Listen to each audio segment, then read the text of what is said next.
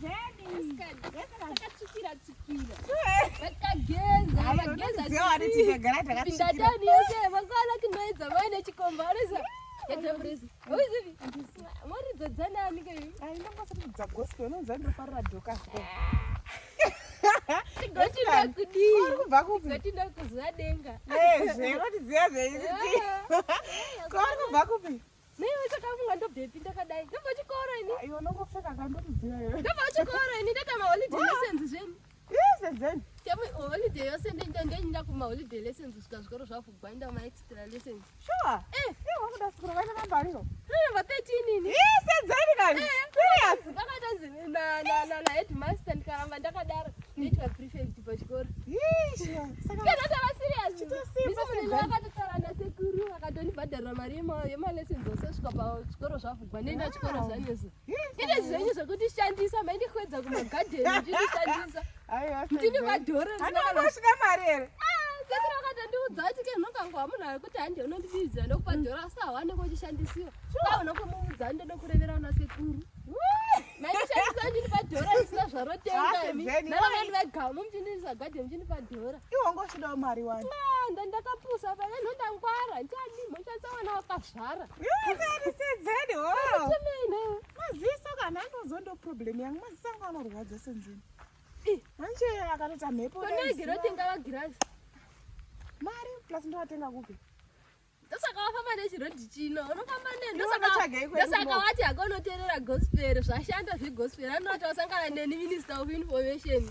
Gospel yako yashanda. Vakune vadozura kutyara kati kakauya vanhu vealbino trust of Zimbabwe. Vanotishiko. Vakabatana necity of Harare.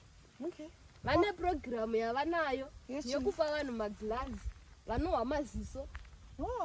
Zvikuitwa muzvimaclinics ose ari mucity of Harare. Kana une dambudziko remaziso seweka handaona mari yakakwana yekutenga maglazi.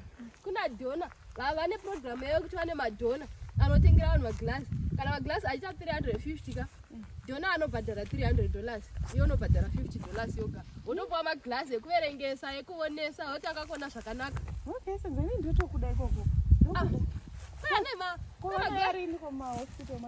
Mumakliniki kuna hako kumushanda asika ukaenda kuHarare vatotanga zvezvikuHarare kumakliniki ose ari mucity of Harare vakutoita izvozvo. Plus vari kubvisa vanhu shanga mumaziso.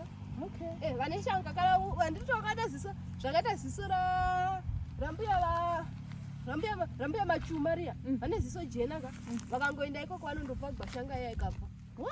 Vanopava kadhonero ringatokurumidza. Mukati mukakona kuhwa maziso mazuva ano asi vana mazuva ano makona pamafoni kugovata pafoni kuvatona tuma kuseni uchingoya pafoni. Ndozviri kudyisa ndozviri kuhwisa vanhu maziso izvozvo. Ndozviri vanhu maziso zvokusabva pamafoni nokokora zuva rose wakangodai pafoni. Uchaona kana newe wanayo foni unaswera uripo iwe nakidza pafoni panobuda zvakawanda Senzeni. Asi zvoonawo hwamaziso zvichashandei izvozvo. Pamwe ndakazvarwa nawo lazodetsera anoti izvozvizitiro kudhiraivha kuna mwana atotambudzika kudhiraivha kandi nyaya yemaziso. Asi ukangototenga maglazi iwayo unongobvisa $50 imwe $300 inobhadhagwa nadhona. Naizvozvo ndazvifarira. Plus vanopa munhu wose havane kuti wakaremara here uri mualbino here andinozati vanchiti albino nderevei. Havane nazvo vanongopa munhu wose. Kana uchingoda maziso chete iwe uchingohwa kuti une dambudziko remaziso unongopiwa shanga vanongopara. Zvinoitwa mucity of Harare mumakliniki ose.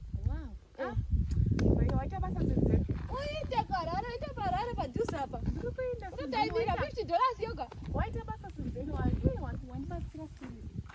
Ndatina ichiza uriwe albino trust of Zimbabwe yakabatana necity of Harare neamwe maorganizations vakabatana nawo amwe acho ndamakanganwa zita rawo enavataura asi izvozvo ndizvota izvozvo.